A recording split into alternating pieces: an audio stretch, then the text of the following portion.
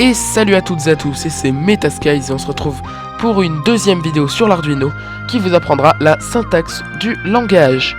Et oui, le langage Arduino, c'est un langage de programmation et comme tout langage de programmation, ça s'apprend. Donc, je tiens à vous parler déjà, encore désolé du bug de la dernière fois qui a causé un peu pas mal de problèmes, voilà. Donc je vous remontre un peu le logiciel vu que j'ai pas pu vous le montrer pour de vrai. Là il y a le bouton vérifier pour vérifier le code, téléverser pour mettre sur l'Arduino, nouveau, ouvrir, enregistrer. Voilà, donc nous apprendrons le langage, mais nous apprendrons, ce tutoriel sera un peu valable pour tous les langages de programmation.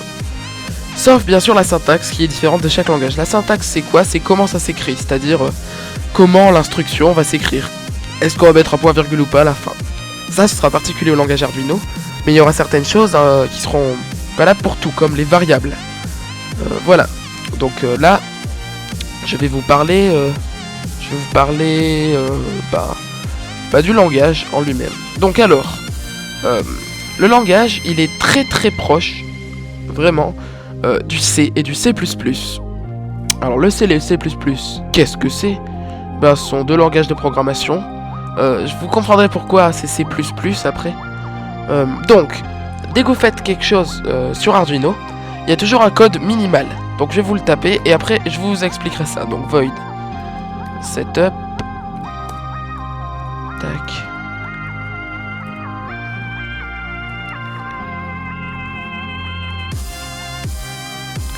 Et là c'est pas void setup, c'est void loop. Donc avant toute chose, avant de vous expliquer même ça, ce sont deux fonctions. Des fonctions, c'est des choses qui vont... vous comprendrez vous-même. Dedans, on peut mettre des instructions. Alors, des instructions. Les instructions, ce sont des lignes de code qui vont dire à l'ordinateur, fais ci, fais ça, voilà. Elles se terminent toujours par un point-virgule. Chose très oubliée par les débutants. Voilà. Donc, faut jamais oublier le point-virgule. Un jour, j'ai recodé quelque chose pendant 1 heure. Parce que j'avais oublié quelque chose et cette chose c'était le point-virgule. Ouais. Donc, on peut mettre aussi des commentaires. Alors, les commentaires. Imaginez, vous arrêtez l'Arduino et 2 ans après vous retrouvez vos projets. Vous y comprenez rien parce que vous avez arrêté, vous n'avez pas envie de tout réapprendre. Donc, vous pouvez commenter vos lignes. Donc, pour faire un commentaire sur une seule ligne, vous faites / et là, une fonction. Voilà, une fonction. Ça me dira que ça c'est une fonction. On peut aussi faire des commentaires sur plusieurs lignes avec un slash, une étoile, les tutos de, je vais faire ça joli, l'Arduino. Voilà, en plus ça rime, c'est magnifique. Et pour terminer un commentaire sur plusieurs lignes, on fait étoile /. Voilà. Que dire de plus? Donc alors, ça c'est des fonctions. Ce sont des portions de code. Cette fonction setup, elle est appelée une seule fois. C'est pour ça que c'est une fonction d'initialisation. C'est là-dedans qu'on va mettre tous les paramètres et tout. Donc je m'inspire des tutoriels d'Open Classrooms pour faire ça. Vous pouvez les lire. Mais ça c'est vraiment vite fait. Ça vous permet de comprendre bien. J'explique en plus. Voilà. Donc imaginez le check-up de démarrage d'un avion où le pilote il dit pas de 2 en sortie, état haut, ok, timer à 3,15 millisecondes, ok. C'est pareil, c'est là-dedans qu'on mettra ces choses. Et là, le cœur du programme, c'est la fonction loop qui est en fait une boucle, elle va se répéter tout le temps. On n'est pas obligé d'écrire quelque chose dans ces deux fonctions, mais elles sont juste obligatoires.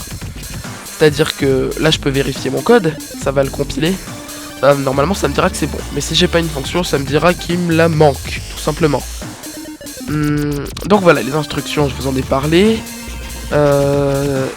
Et il est formellement interdit d'utiliser, désolé pour les interférences, d'utiliser des accents en programmation. Voilà, vous utilisez pas d'accent. Voilà. Donc, les variables. Alors ça, c'est valable pour n'importe quel langage de programmation. Il y aura toujours des variables. Alors les variables, c'est quoi? Alors, dans un microcontrôleur comme dans un ordinateur, il y a de la mémoire vive, la mémoire RAM. pour un ordinateur, elle est beaucoup plus grande. Vous voyez souvent c'est marqué RAM 4 Go, RAM 2 Go.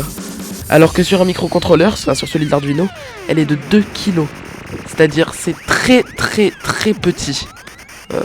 C'est pour ça que sur un ordinateur, vous pouvez un peu abuser des variables, vous pouvez en mettre plein. Alors que sur un microcontrôleur, bah vous en mettrez pas plein, ça je vous le dis. Parce qu'une fois qu'il y en a plus, il y en a plus. Il y a aussi de la mémoire morte, EEPROM, EEPROM, voilà. Donc, la RAM, c'est quoi? Eh ben, imaginez une grande armoire avec des milliers de tiroirs. Des milliers pour l'Arduino, des milliards pour un PC. Enfin, des milliards, des millions. Minimum. Et ben, là-dedans, il y a plein de tiroirs. Et dans ces tiroirs, vous pouvez stocker des nombres. Mais, c'est pas seulement un nombre. C'est des nombres qui peuvent changer. Et oui. C'est la variable, c'est le conteneur du nombre. Et ce conteneur, il va stocker un nombre dans la case de la mémoire. Donc le nombre est contenu dans la variable, qui est contenu dans la mémoire. Voilà. Donc une variable, ça se nomme, bien sûr, mais vous ne devez jamais mettre de points, de virgule ou d'accent. Il accepte que l'alphabet numérique A, Z minuscule, A, Z majuscule, 0 à 9. 0 à 9 tout court. Plus l'underscore. Le tiré du 8, pour ceux qui préfèrent. Mais on dira underscore. Voilà. Donc pour définir une variable, il faut leur donner un type. Ouais, car il existe des types. Et accrochez-vous parce qu'il y en a beaucoup des types.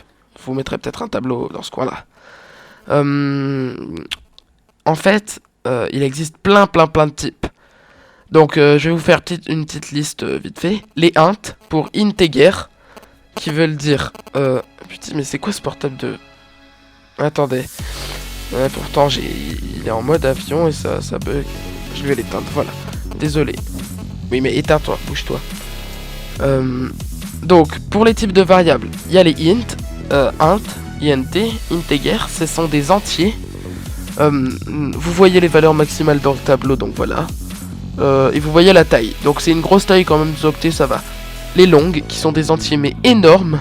4 octets, c'est énorme aussi.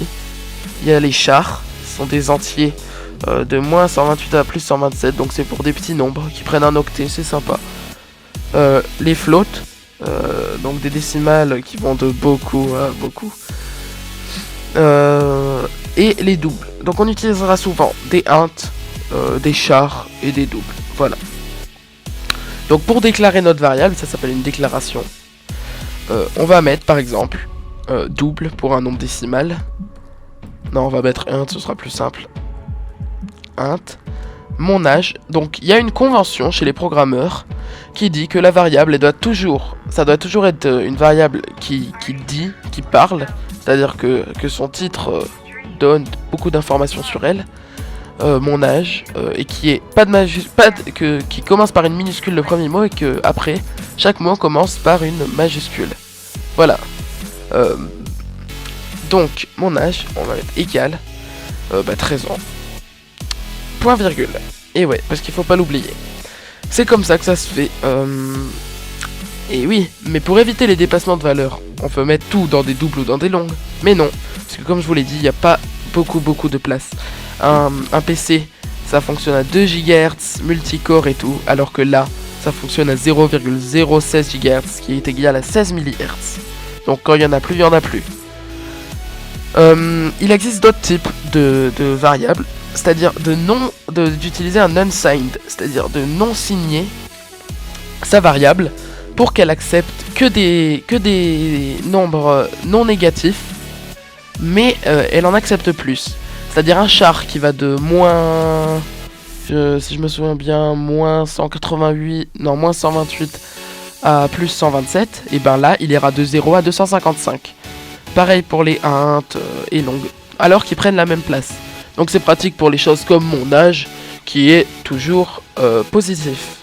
Donc, unsigned. Voilà.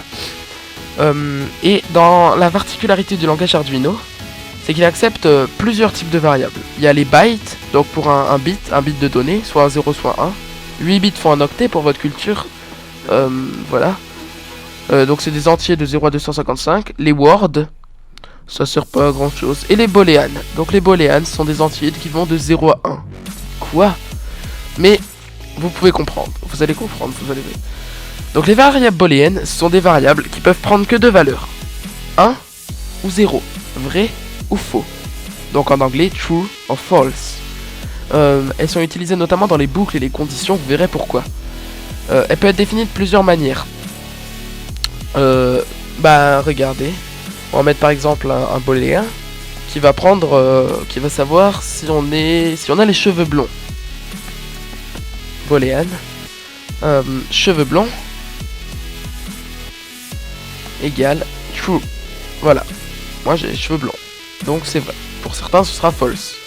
Voilà. Et voilà. Donc on peut faire des opérations avec nos variables.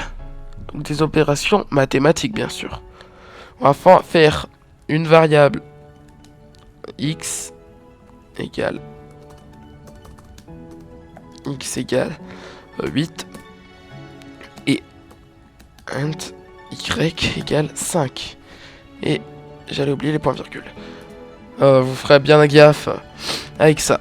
Même après 3 ans de programmation, j'ai toujours du mal avec les points-virgules. Donc, pour faire x, on va remplacer le 8 par 7 plus 6. Bah voilà. Ce sera ça. X sera remplacé par 13. Et oui, pareil avec le moins, le multiplier. Donc x égale 5 moins 9. Ce sera un nombre négatif. Faites attention, ça peut pas être fait avec les unsigned. Voilà. Les nombres négatifs, ça marchera pas. X égale 8 fois. La fois, c'est le fois, c'est la petite étoile.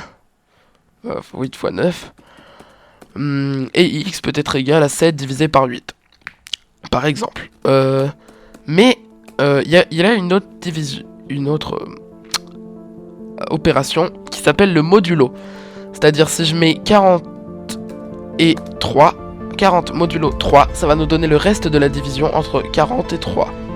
Le reste de la division, ça doit faire 40 divisé par 3. 1. Enfin, tout simplement 1. Parce que ça fait 13 plus 1. Voilà. On peut maintenant additionner aussi des variables. X égale Y plus 4. Donc là, x vaudra 9. On peut faire aussi x égale x plus y. Et ouais, donc là, x vaudra, si vous suivez, 13 aussi. On peut faire vraiment pas mal de trucs, c'est sympa, toutes les additions. Voilà. Donc alors, il y a aussi une autre addition. Plutôt d'éviter, par exemple, pour un compteur, il faut que le nombre il fasse 1, 2, 3, 4, 5, 6, 8, 9. Plutôt que de faire x égale x plus 9, vu que les programmeurs sont flemmards, x égale x plus 1, vu que les programmeurs sont flemmards, ils ont fait x plus plus. Voilà. C'est pour ça que le C, qui était un langage de programmation, sa nouvelle version, la version incrémentée, c'est le C++. Voilà. Ça marche aussi x, moins, moins. Voilà, c'est les deux incrémentations, enfin incrémentation et décrémentation. Il y a aussi les opérations composées. Donc c'est des raccourcis. Ça va vous embêter un peu. Mais ça doit quand même être bien pratique. Parce que plutôt que d'éviter de faire x égale x plus y. Regardez, x égale x plus y. On va tout simplement faire x plus égale y. C'est condensé. Faut comprendre que ça fait x égale x plus y. Ça peut aussi marcher en x moins égal. Tout sauf modulo. Donc fois égal, divisé égal. J'ai oublié de vous dire, pour les déclarations de variables, int x égale 8, on peut en mettre plusieurs sur la même ligne. X égale 8, faut séparer par une virgule. Virgule, y égale 5. Point virgule. Et voilà. Là on a tous nos 1. Donc voilà, ça ce sont des opérations composées. Donc, maintenant le dernier truc qu'on va voir de maths. Enfin de maths. La programmation c'est des maths. Hein. Mais la dernière opération, le truc avec les opérations pour l'instant, ça va être l'opération de bascule. Et accrochez-vous, parce que ça démonte un peu. Donc nous allons créer notre... nous allons mettre un booléen, x. Donc là en fait on peut pas garder les deux sur la même ligne vu que x va être un booléen. C'est que les mêmes types. Mince. Booléen x égale 0. Point virgule. Vu que les booléens c'est 0 et 1. Mais là, la seule opération qu'on va faire pour que ça bascule, va mettre x égale 1 moins x. Et tout ça, ça va changer votre vie. Non, je déconne un peu, mais presque. Votre x, pour l'instant, il vaut 0. Il va passer là. Ça dira x égale 1 moins 0. Donc x vaudra 1. Vous suivez? Il va refaire le tour de votre boucle. C'est pas la bonne fonction, normalement c'est dans loop. Hein. Et là, x, vu qu'il vaudra 1, ce sera x égale 1 moins 1. Donc x égale 0. Et ça basculera tout le temps, voilà. Et c'est franchement intelligent, il fallait y penser. Donc si on pouvait afficher votre programme sur un ordinateur, parce que là en fait, on va pas pouvoir tester nos codes, vu que c'est fait pour Arduino. Mais si on pouvait l'afficher sur un ordinateur, je vais vous montrer le programme de code du C++.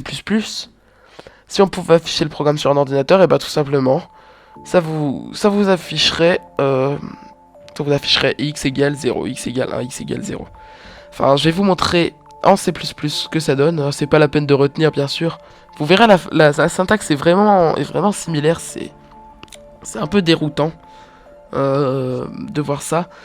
Mais voilà, c'est l'Arduino, c'est un peu... C'est pas copié parce que c'est différent. Mais c'est un peu pareil que le C++. Voilà. Je vais vous montrer vite fait. Nouveau C++. Console. C++. Project title bascule. C'est un petit bonus, désolé. Enfin, si ça vous intéresse pas, vous pouvez zapper. Alors, le temps qu'il charge le fichier principal. Tac. Donc voilà. Je rajoute un truc.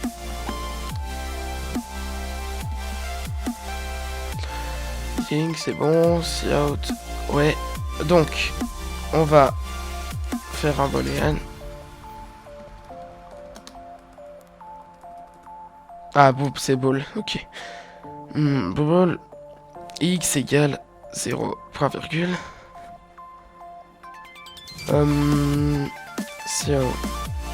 Non. X égale 1 moins x, point virgule. J'allais oublier. Voilà. Cout x, 2 points. X. Et voilà. Et maintenant on met ça dans une boucle. Alors vous n'êtes pas censé avoir vu ça. While. Donc je fais une boucle infinie, hein, chose à ne jamais faire. C'est pas bien. Je vais être obligé de fermer le code. Voilà. Donc là, normalement, si on traduit ça en langage Arduino, un booléen x qui va faire 0, là, notre opération, et là, ça va afficher à l'écran, chose qu'on peut pas faire sur Arduino. X égale et la valeur de x. Fuck. Bon, casse-toi. Voilà. Donc là, on va compiler notre programme. Et je me demande pourquoi ça marche pas.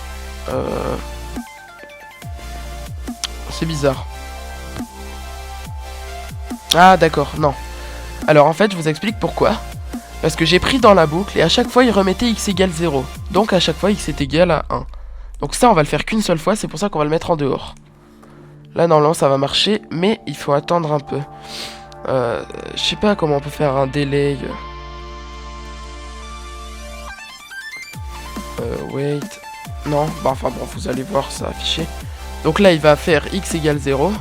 Et après, il se débrouillera. Voilà, ça met 0, 1, 0, 1, 0, 1, 0, 1. Très rapidement, désolé. Voilà, donc ça donnerait ça en C++. Donc ça donnerait ça sur un ordinateur. Donc, on peut aussi utiliser un autre opérateur qui va être x égale non x. Donc non, c'est le point d'interrogation. Non x. Donc x va être différent de x. Si x est égal à 0, alors il va être égal à le seul autre choix qu'on peut faire, 1. Si x est égal à 1, il va être égal au seul autre choix qu'on peut faire, 0. Voilà. C'est pour ça que là, nous allons faire une petite coupure et nous retrouver sur les conditions.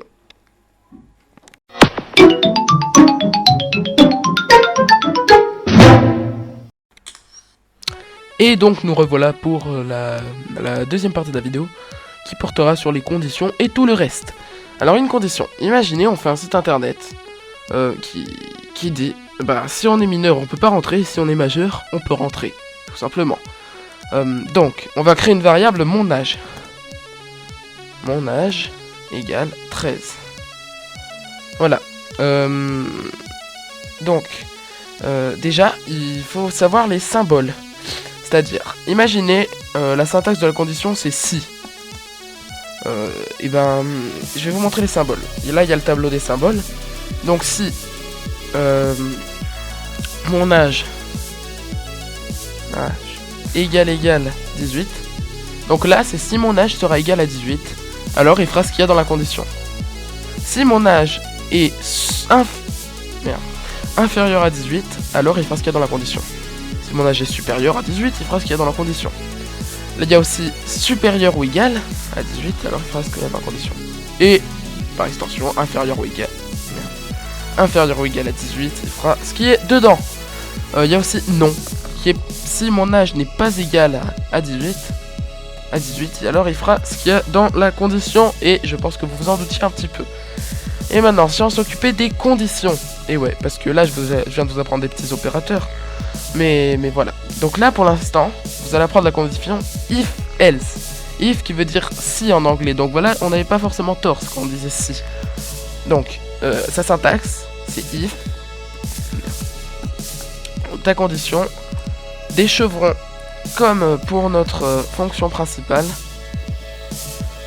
Et voilà. Donc, si il fait ce qu'il y aura dans la condition, ce qu'il y aura entre parenthèses, alors il fera ce qu'il y a dans la condition. Voilà. Donc si mon âge est supérieur à 18, alors il fera ce qu'il y a là-dedans. C'est tout simple, hein. Mais il y en a une autre. C'est la else. Donc else, ça veut dire sinon. Donc else, eh ben, ça prend pas de paramètres. Bah oui, on va pas dire si mon âge est égal à 18, tu fais si. Sinon, mon âge est égal à 18 ans. Non, ce sera un sinon si. Que l'on va voir après. Donc else, pareil, on met des chevrons. Voilà. Et vous mettez ce qu'il y a dedans. Donc si mon âge est supérieur à 18 ans, tu me laisses rentrer en site. Sinon, tu me laisses pas rentrer. Il y en a une autre. La else if. Else if, eh ben, je vous l'ai dit. Sinon, si. Regardez. Sinon, si. Else if, pas fi. Sinon, si mon âge égale, et oui, 2 égales, hein, on se trompe pas. Vous remarquerez qu'il n'y a pas de point virgule à la fin des lignes. Hein. Si mon âge est égal à 17, et ben on lui dit, patiente encore un peu mon grand. Voilà. C'est un peu ça le principe. Mais il y a des opérateurs logiques, et ouais. Si je voulais savoir si mon âge est égal à 18 ans, et que je suis blond, comment je fais, hein? Tu m'expliques, hein? Et bah tu utilises un opérateur logique. Comme opérateur logique, vous voyez le tableau là. Mon âge est égal à 13. On va faire une fonction booléenne. Cheveux blonds égale true. Si mon âge est supérieur à 18 ans et donc le et, les deux esperluettes et cheveux et cheveux blonds égale false, c'est-à-dire si j'ai pas les cheveux blonds, alors tu me laisseras rentrer. Mais si j'ai 62 ans et que j'ai les cheveux blonds, donc mon âge est supérieur à 18, oui, mais mes cheveux blonds, ils seront en true, donc je passerai pas. Mon âge, il sera pas égal à 17, donc je serai dans les else. C'est pour ça qu'il faut faire quand même attention. Sinon, on peut mettre le ou, qui se fait avec alt creux plus 6, de barres comme ça. Là, ce serait si mon âge était supérieur à 18 ou que j'ai les cheveux blonds. Que je n'ai pas les cheveux blonds. C'est-à-dire si le gars il a les cheveux noirs mais qu'il a 3 ans, il peut quand même rentrer dans la catégorie plus de 18. Sinon, il y a non. Non, par contre, c'est un peu particulier. ça s'utilise comme ceci. Je vais vous montrer. Non, un point d'interrogation. Ok, cheveux. Ça vous perturbe peut-être. Et entre parenthèses, c'est-à-dire si je n'ai pas les cheveux blonds, si je n'ai pas les cheveux pas blonds, donc si j'ai les cheveux blonds, en gros, je peux passer. Et on peut utiliser un nom avec un et. C'est-à-dire, if mon âge est supérieur à 18 et que je n'ai pas les cheveux pas blonds, alors ça complique un peu la vie, alors je fais ça. Voilà, c'est tout simple. C'est juste qu'il faut un peu apprendre et avoir l'esprit logique. Donc, pour les conditions, je pense que c'est tout ce que j'ai à vous dire. Sauf que, imaginez, on fait un programme particulier qui vous donne des trucs sur votre âge à partir de 100 ans. Faudrait qu'on fasse if mon âge égale 100. Else if mon âge égale 99. Else if mon âge égale 98. Ce serait chiant. Et ouais. Donc, c'est pour ça qu'on a inventé le Switch. Alors, bizarre le Switch. C'est pour ça que des fois il vous faudra aller sur internet. Je suis sûr que ça marche si on tape. Je suis sûr que ça marche si on tape Switch. Switch langage Arduino. Voilà. Donc, si vous allez sur le site d'Arduino, vous allez sur la référence qui sera en anglais, désolé, et vous tombez sur toutes les trucs des fonctions. Voilà. Donc ça, c'est le switch. Syntaxe. Voilà. C'est ça. Donc, je vais vous expliquer comment vous servir du switch. Vous faites switch, comme si c'était un if, switch, option voiture. Non, mon âge. Là, ça va vous paraître bizarre. Mon âge. Et c'est tout. Et ouais. Mais où est-ce qu'on met notre truc? Bon sang. Bah, vous allez voir, c'est à l'intérieur. Voilà. Tac. Et ben là, on va mettre case. Case 100. 2 points. Faut pas oublier les 2 points.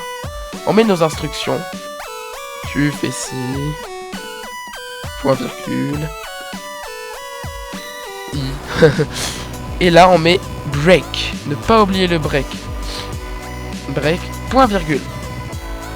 On n'est pas obligé de mettre 2 espaces, mais ça rend plus azaéré. Case 99. 2 points. Tu fais ça. Point virgule. Et on n'oublie pas le break. Voilà. Et à la fin, une fois qu'on a tout fait, on met défaut. Défaut de points. T'as pas le bon âge. T'as pas le bon âge. Point virgule. Et on n'oublie pas le break. Pourquoi il me compte T vraiment comme une bonne instruction? C'est bizarre. Voilà. Bon, je sais très bien que ta s'écrit pas comme ça. Mais fuck it. Voilà. Et ben voilà. C'est tout ça. Alors là, il y a une autre condition que je vous apprendrai pas. C'est la ternaire condensée. C'est-à-dire qu'au lieu de faire if mon âge égale 13, alors fais ci, else fait ça, et ben il peut y avoir une condition qui nous mettra. Donc vous allez, c'est pas obligé de l'apprendre. Hein. Je sais très bien que bah if mon âge égale 13, on va mettre une variable booléenne qui est pour l'instant false, qui va dire au collège. Voilà. Et plutôt que de faire si mon âge égale 13, tu es au collège. Donc au collège égale true. Sinon, au collège égale false. Ce qui est pas vrai. Et ben on peut tout simplement mettre, attention, c'est du lourd. Au collège égale, que je m'en souvienne, mon âge mon âge égale 13. Et ouais, ça c'est vachement lourd et c'est pour ça que vous n'êtes pas obligé de l'utiliser. Mais voilà. Donc,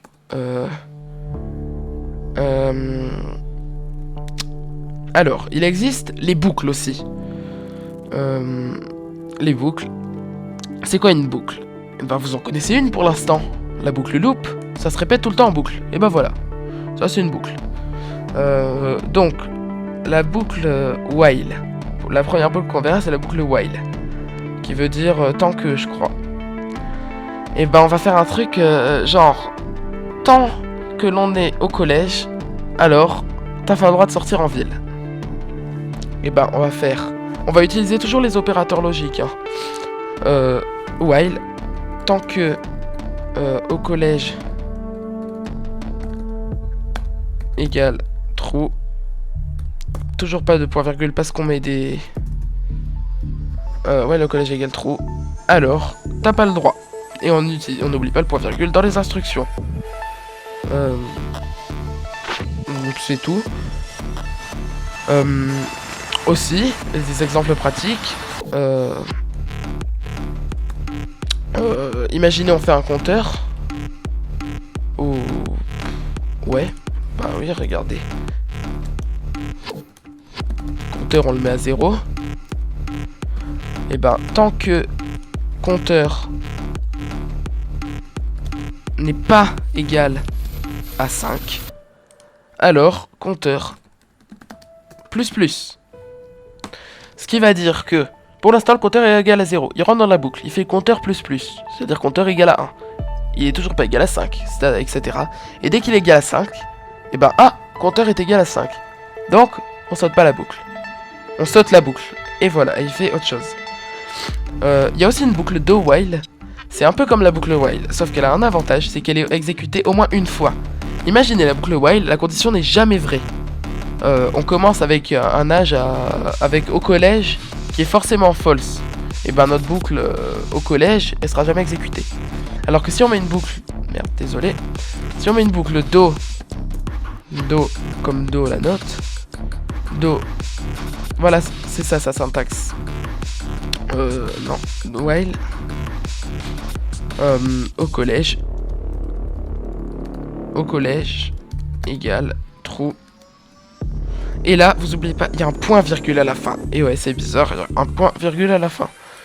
Et voilà, ça c'est notre boucle de while, c'est-à-dire qu'elle va être exécutée obligatoirement une première fois. Si au collège est égal à true, elle la réexécutera.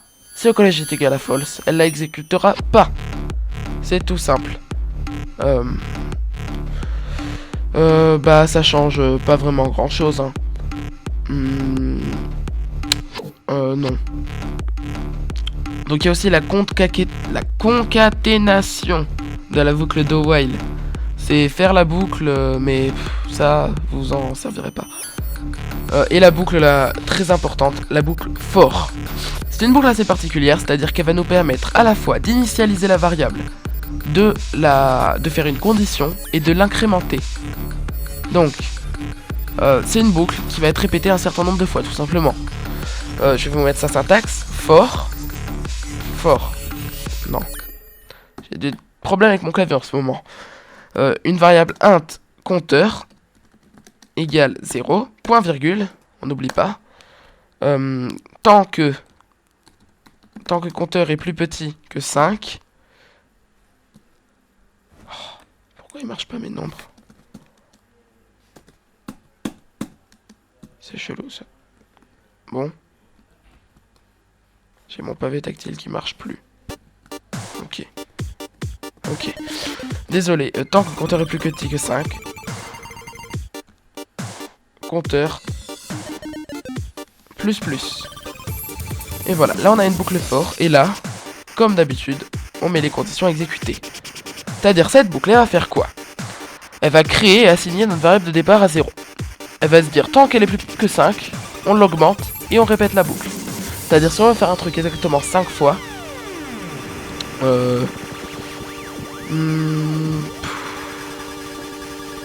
comment dire, et ben, j'ai pas d'exemple qui me vient en tête, mais voilà. Alors, la variable int compteur ne doit pas être déclarée en dehors. Arduino, ils veulent qu'on la déclare dans la boucle. Désolé. Vous avez vu tout à l'heure, dans le code en C++, j'ai fait une boucle infinie. Tout simplement pour faire une boucle infinie, ce qui est pas très bon, vous faites while 1. C'est-à-dire, vu que là il utilise un booléen, while c'est une boucle, elle est vraie ou elle est fausse. Si elle est vraie, elle la fait tout le temps, elle boucle. Si elle est fausse, elle boucle plus. Sauf que là, on fait un truc qui fait qu'elle soit tout le temps vraie. Bah oui, parce que 1 c'est tout le temps vrai. Du coup, elle fait tout le temps le code. Ça reviendra à mettre while true.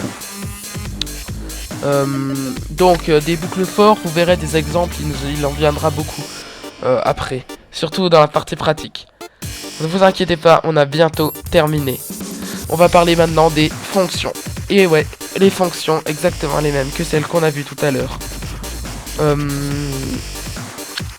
Une fonction, et c'est un conteneur, mais différent des variables. Et ouais, parce qu'une variable ça contient qu'un nombre, alors qu'une fonction peut contenir tout un programme. Vous avez vu tout à l'heure, void setup là, notre void setup, et ça c'est une fonction, ça contient une partie du programme. Loop aussi, donc on a deux fonctions. La fonction, pour être plus correct, c'est un bout de programme qui permet de réaliser une tâche précise. Par exemple, pour mettre enfin un mot dans le texte, on peut colorier le mot en bleu, le mettre en gras, ou le grossir. À chaque fois on utilise une fonction. On peut pas écrire de programme sans mettre des fonctions à l'intérieur. On doit, comme je vous l'ai dit, on doit obligatoirement mettre setup et loop. Donc une fonction, ça réside dans sa capacité à simplifier le code et à le séparer en petits bouts, que l'on assemblera ensuite pour créer le programme final. Voilà. Une roue par exemple, ça permet de rouler. Un bloc permet de réunir plusieurs autres blocs entre eux. Et un moteur va faire avancer l'objet créé. Et tous ces éléments ensemble serviront entre eux pour former un objet, une voiture, une maison, des choses comme ça. Tout comme les fonctions seront assemblées pour former le programme. Donc alors, pour créer une fonction, il nous faut le nom de la fonction. Donc un nom bien explicite, hein. Genre lire température pièce. Comme pour les variables. Toujours le même genre. Donc une fonction, ça a un type. Et ouais, désolé de vous embêter encore avec les types. Donc en fait, une fonction, ça doit retourner quelque chose des fois. Elles utilisent des choses en entrée et elles renvoient quelque chose en sortie. Voilà. Donc les choses en entrée, ce seront appelés les paramètres de la fonction. Et les choses en sortie, ce sera la valeur de retour ou le retour. Mais une fonction, ça renvoie qu'un seul résultat à la fois. Et elle ne renvoie pas obligatoirement de résultat. Regardez notre fonction loop. Elle renvoie pas de réduction elle renvoie pas de nombre ou d'autres choses à une autre fonction. Elle est... Voilà. Donc, pour changer l'état, par exemple, du sortie d'un microcontrôleur Arduino, on nous propose une fonction digitalWritePinValue. Donc, je vais vous l'écrire. Je crois que c'est...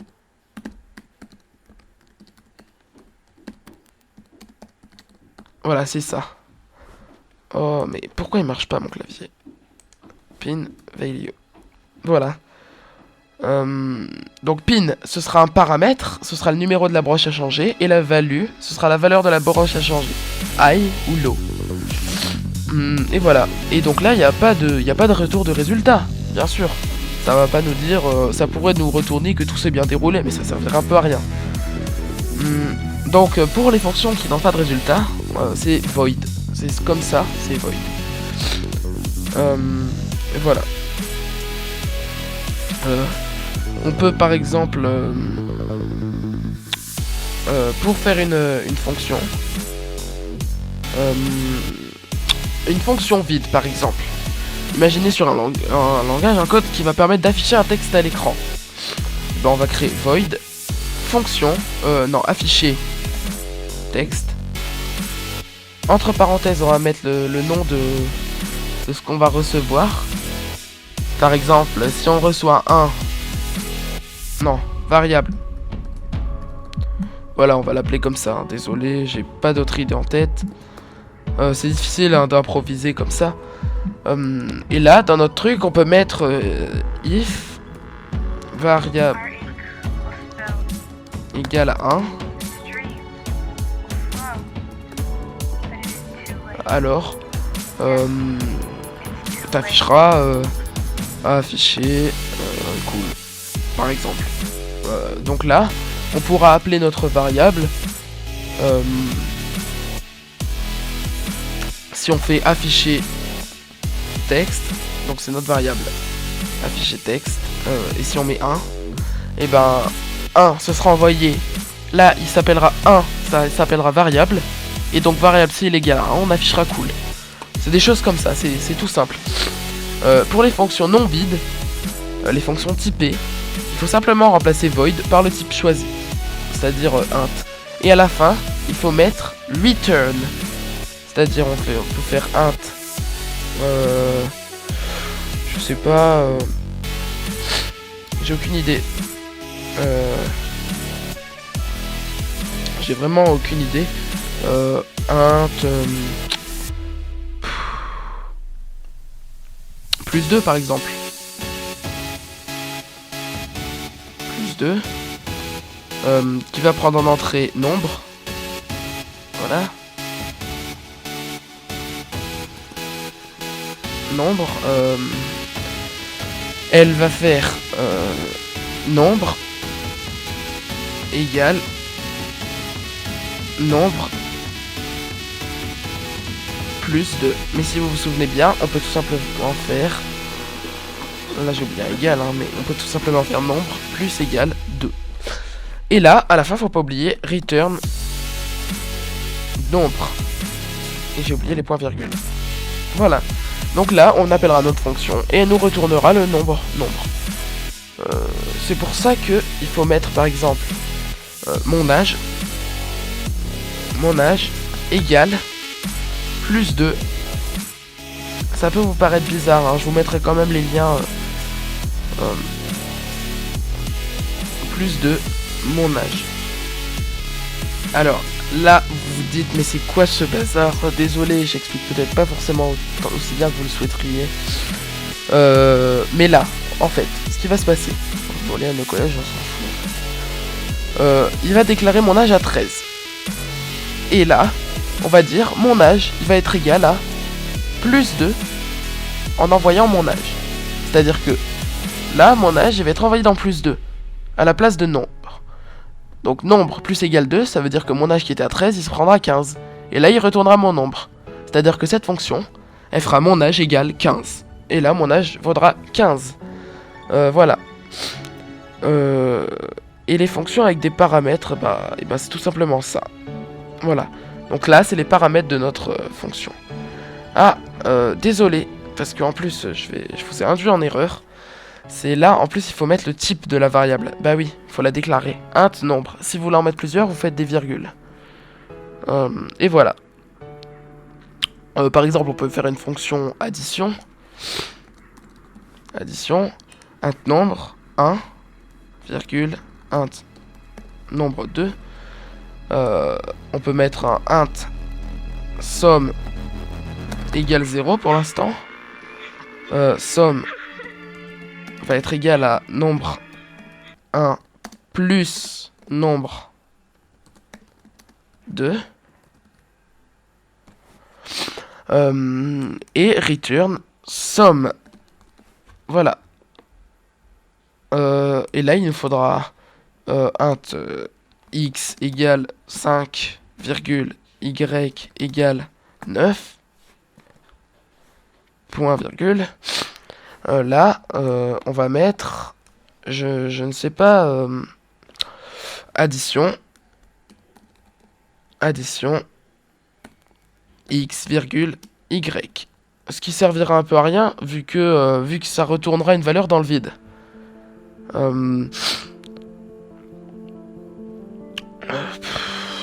Que dire? J'ai vraiment bugué. On va s'attaquer très rapidement aux tableaux. Donc les tableaux, c'est des tableaux de variables.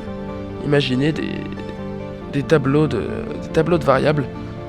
Des tableaux, pas celui de cours, hein, le tableau, un tableau comme sur un tableur. Voilà. Comme sur Excel, vous avez des tableaux avec des nombres dedans.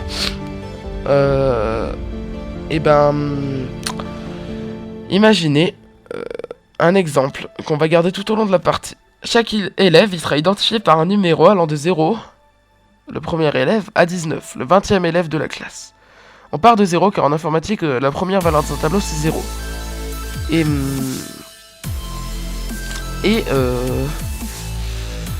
Et donc... désolé, hein, ça se voit que ça s'approche de la fin. On va principalement utiliser des tableaux lorsqu'on aura besoin de stocker des informations sans pour autant créer une variable pour chaque information. Donc au lieu de créer une variable élève 1, une autre élève 2, ainsi de suite, et ben on va créer un tableau.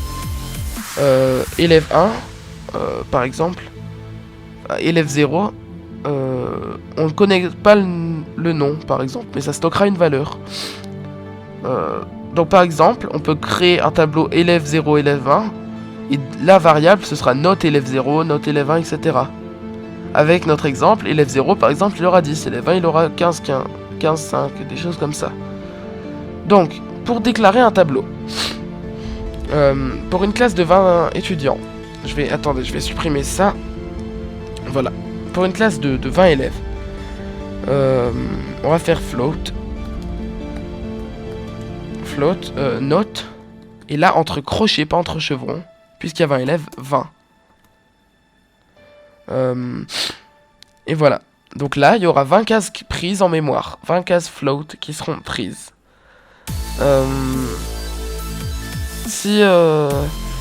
Donc là, on va stocker des notes. Hein. Donc c'est pour ça que c'est des floats.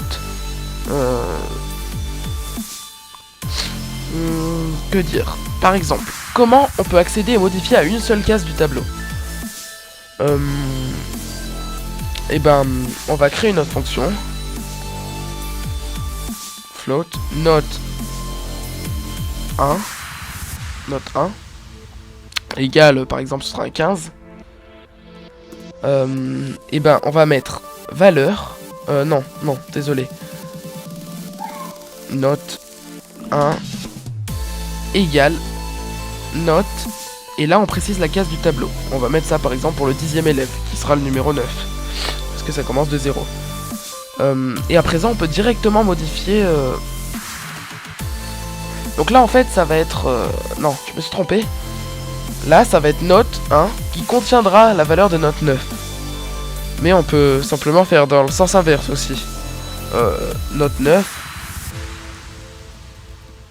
Note 9 va être égal à 15, 5 par exemple. Et voilà. Et c'est des virgules d'ailleurs, pas des points.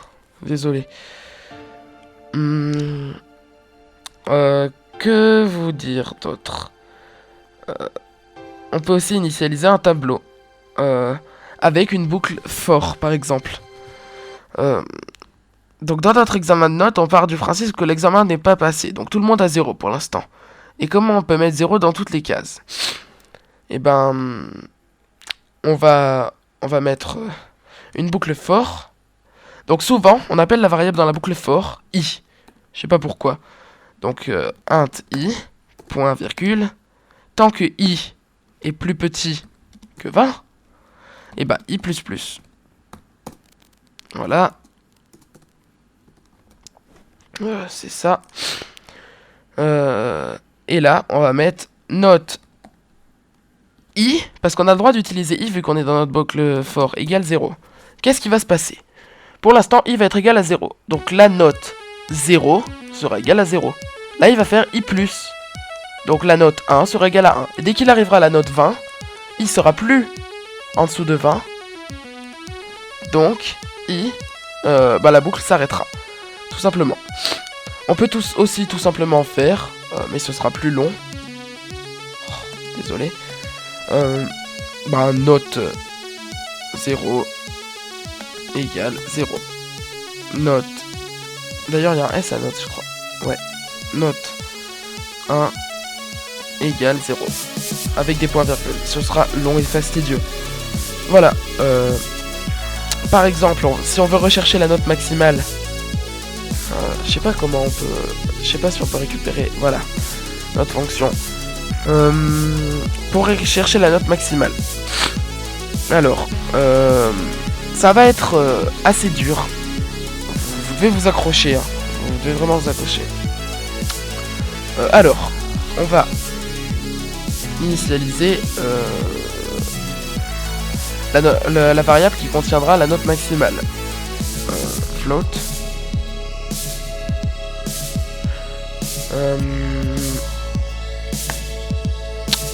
Float max égale 0 pour l'instant. Maximum, voilà. Ouais, parce que max il va considérer ça comme une fonction, je pense. Et voilà, donc que dire.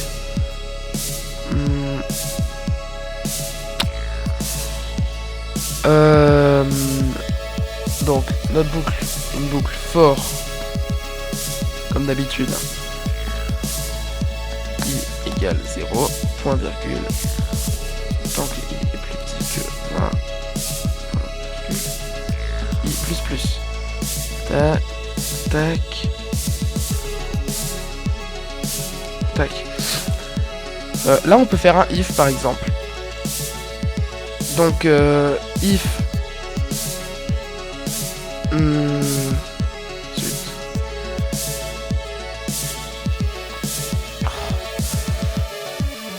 voilà. Donc if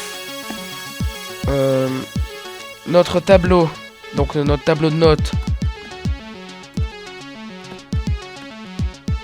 i est supérieur à max, à notre max, alors max égale tableau i. Qu'est-ce qui va se passer? Bon, la note 1, on s'en fout maintenant. Donc, imaginez toutes nos notes sont rentrées. Là, il va faire ce test 20 fois. Avec, à chaque fois, notre i qui sera différent. Donc là, imaginez, la note 0. Si elle est supérieure au maximum, et ben on va enregistrer la note 0. Après, imaginons, c'est que des notes en dessous. On arrive à la note 17. La note 17, elle va être supérieure au maximum. Et ben le maximum sera égal à la note 17. Voilà. C'est sur cela, je pense que je vais terminer, le cours. N'hésitez pas à me demander si vous avez des questions. Et je vais vous demander un petit exercice dont je vous mettrai le sujet à l'écran. Je vous invite vraiment à regarder les cours sur le site du Zéro. Enfin Open Classrooms maintenant, vu que ça a changé, parce que c'est vachement, ce sera vachement plus intéressant. Et vous verrez que vous apprendrez mieux en...